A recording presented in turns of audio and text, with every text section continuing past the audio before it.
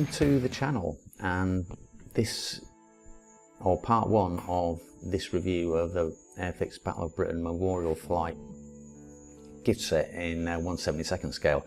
I bought this at the beginning of the year as sort of my reintroduction back into the hobby of scale modelling. I haven't built a scale model in over 50 years, and in those days I was still a kid, so it was more like slapping poly cement on, then brushing on some enamel paint and then launching the aircraft out of the window to see if it would fly. So this is my first real sort of foray back into scale modelling, and I saw this kit on Amazon, and there was a deal on it that made it $50, so I thought, oh, that's not too bad for 3 aircraft. But also then there was a little coupon that went with it, actually made it $35, so I really couldn't resist it. And I thought it's got a couple of Spitfires in there and a Lancaster, and I thought I'd go for that. When the kit arrived, I looked at what was in it, the 12 paints, the brushes and the poly cement. The paints, don't rely on the paints. This is the one big drawback of these kits, the starter sets and the gift sets. Because you will find probably that you can't use all of the paints, so don't rely on those. So if you're going to buy one of these, buy it rather for the model than all the bits and pieces that ruin it. The 2 brushes are okay, the 2 tubes of poly cement are okay. I mean, you can just squirt out a little bit of poly cement onto a bit of masking tape, use a cocktail stick or something to use as an applicator, and apply the glue that way if you want to go down at basic levels. But the paints are a letdown. I found there was at least 30% of the paints in there that were too far gone to even rehydrate. So that's the basics of the kit out of the way. The first one we're going to go into on this sort of like review is the PR19, which is the photo reconnaissance Spitfire, and so we'll work our way through that. This video wasn't intended to be made, so this will be, like I said before, a slideshow build of this aircraft, and also there'll be quite a few photographs of the stages missing because I wasn't intending to do this on YouTube. But since I've started changing the focus of YouTube, I thought, right, I'll start from scratch where I started and we'll go through it. I've tried to describe as best I can what I did and just give you an idea anyway what this kit is just like. So we'll crack on and have a look at the first stage of this kit. Okay, so here we have the manual and the basic sprues for the photo reconnaissance Spitfire, and it looked very simple when I opened it up and looked through the instructions. The reason I chose this one to do first out of the gift set was because it was a single colour, and that might not have been the best idea because it's supposed to be sort of metallic, but it did. I mean, it did come out okay as a first model. But as you can see from the layout here, there's not a lot to it, and if you look a lot closer, you'll see that the actual detail is quite good on it. You know, I was really pleased with how it looked at this stage, and I was really excited to move on to the next stage. And when we get to the next stage, you'll see that this is where we start to have probably not the best decision in the world. So we'll move on to the next stage now. Okay, what I did was I couldn't get any primer at the time because obviously the funds weren't the greatest, but what I did do is I nipped out and I went to sort of like a little sort of paint store here, and I found a rattle can of black primer, and I thought, well, because the aircraft's going to be silver, I'll use black primer, because so I've been told, or I've seen on YouTube videos and heard from other people. Black primer really makes metallic paints look so much better, so I thought I'd go ahead and do that. Now what I did do is I just sprayed everything on the sprues, which probably wasn't the best idea in the end. Yeah, it's the one and only time I've actually just completely sprayed the whole kit on the sprue all at once with a rattle can, and I'll probably never ever do it again, because I found that once I started doing any assembly or just putting the little pieces together or anything like that, I always had to do a lot of scraping to get back down to bare plastic, so the Tamiya X Thin Cement would work.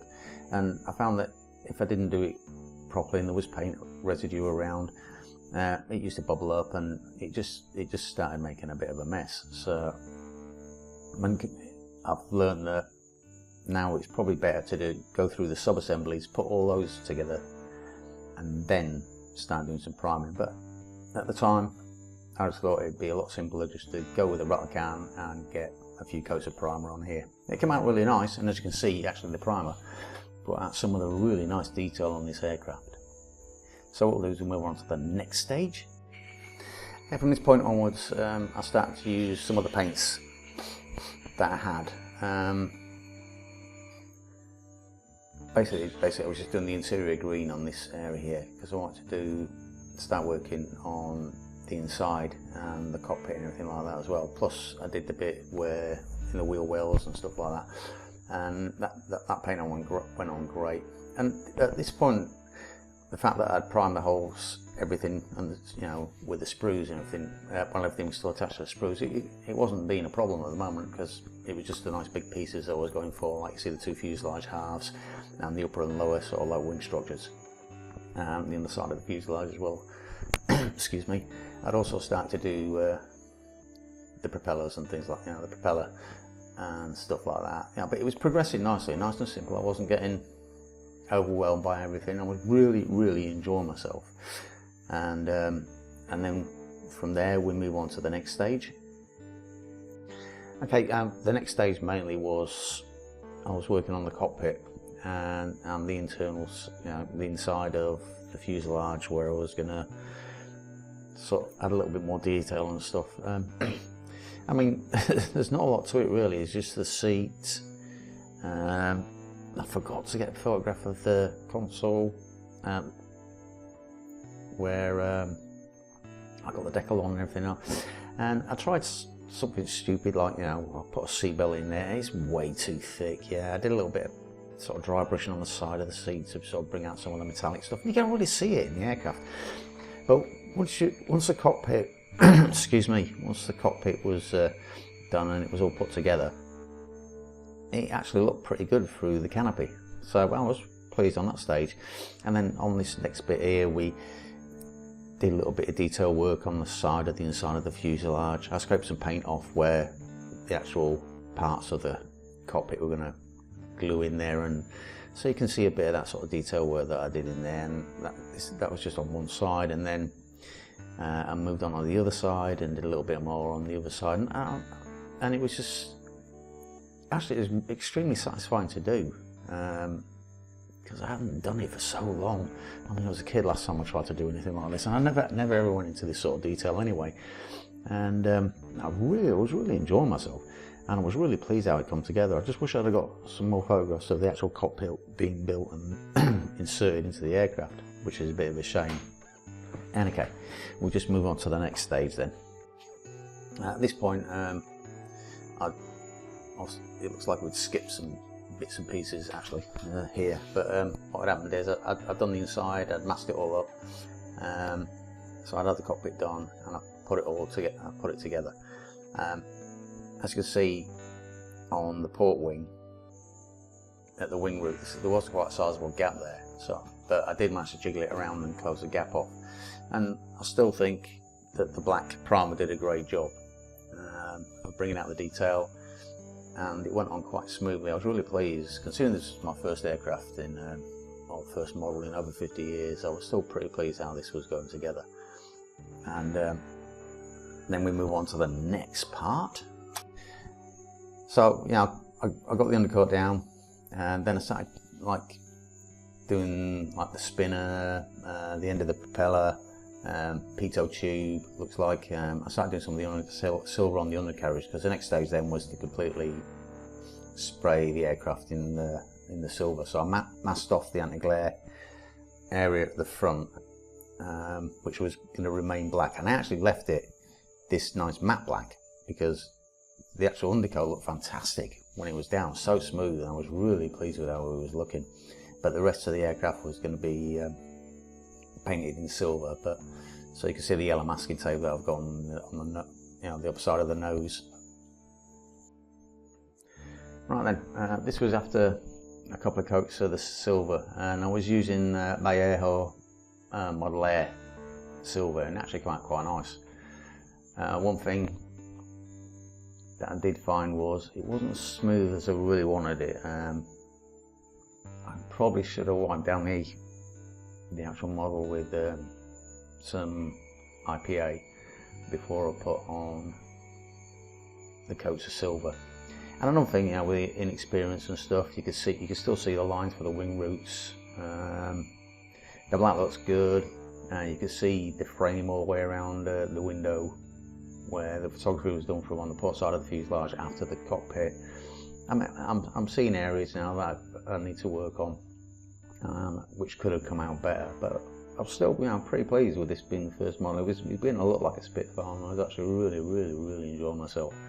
I mean, it was almost pretty much instant addiction to the hobby, seeing this coming together.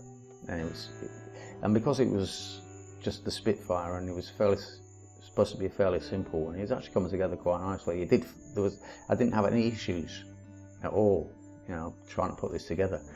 And that was the point with the Spitfires. That's why I love this kit so far, because it was actually pretty simple for somebody who was just getting back into the hobby again. You know, they haven't done it since they were a kid, so basically really starting off brand new. But I did watch a lot of YouTube videos before I started building the kit anyway.